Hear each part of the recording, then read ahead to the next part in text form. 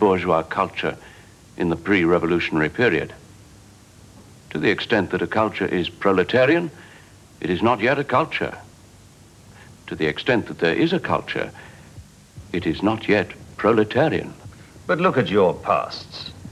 Your comrade, Monsieur Aragon, recently referred to the Russian Revolution as a vague ministerial crisis and made silly jokes about doddering Moscow. You've taken a very sharp turn since then, haven't you? Why should we believe that your present view of the revolution is your real one? And look at your backgrounds. Your outrages at literary parties don't impress the workers. They see you as the spoiled children of cafe society. Yes, it's true. We are asking to join your ranks in order to totally dissociate ourselves from the class we come from. But this is not, as you suggest, one more provocation. We are far too conscious of the way bourgeois society tames its rebels, savoring the poison and calling it entertainment or avant-garde. Thought, art, even spiritual revolt can be reduced to a commodity. We can only avoid assimilation by writing hermetically, by not making ourselves obvious to every department store shop assistant. Mystery is frightening.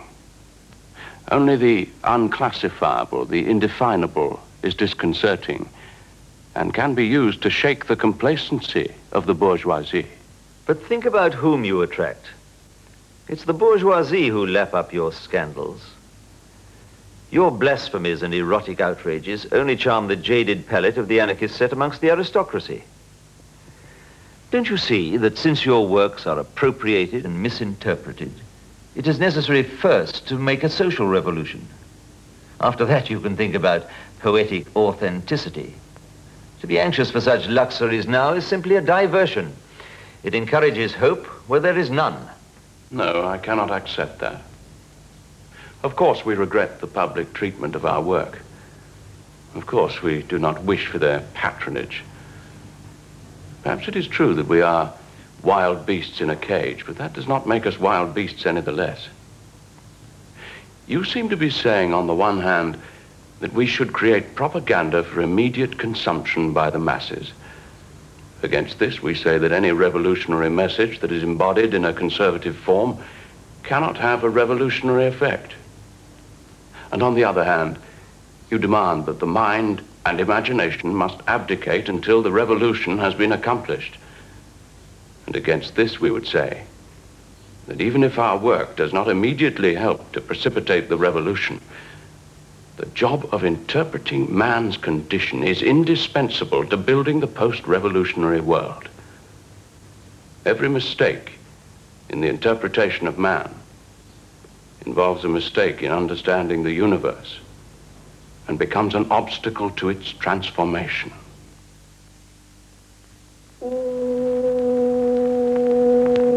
Der Bebe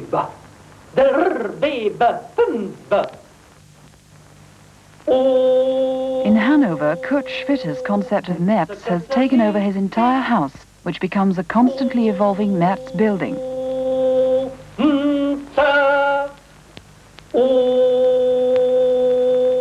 Schwitters continues to create Metz magazines, Metz collages, and Metz poetry.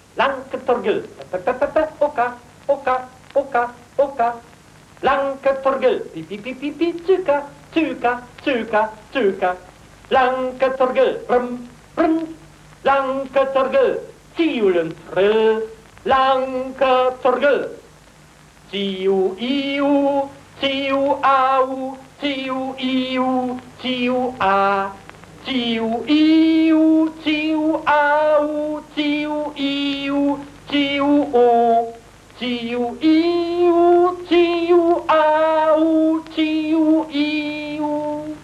Lanketorgel, oka, oka, oka, oka, Lanketorgel, brum, brum, Lanketorgel.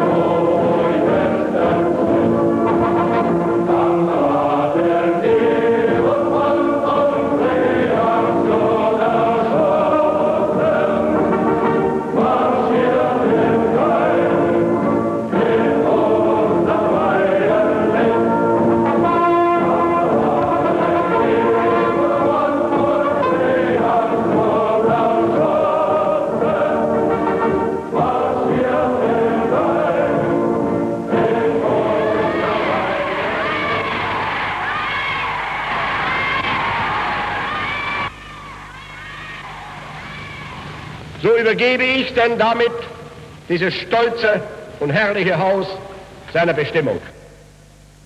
In Munich, Adolf Hitler opens the National Socialist Museum of Pure Aryan Art.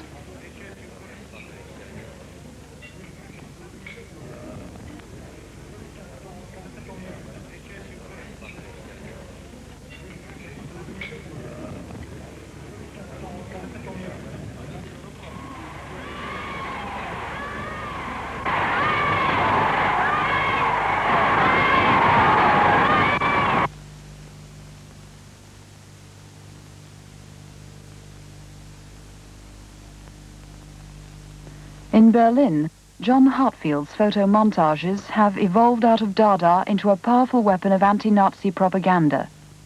The meaning of the Hitler salute. Millions stand behind me. Through light towards night. Goering, the butcher of the Third Reich. War and corpses, always the hope of the rich. Madrid, 1936. What the angels received as Christmas presents. Adolf the Superman. He swallows gold and spouts junk.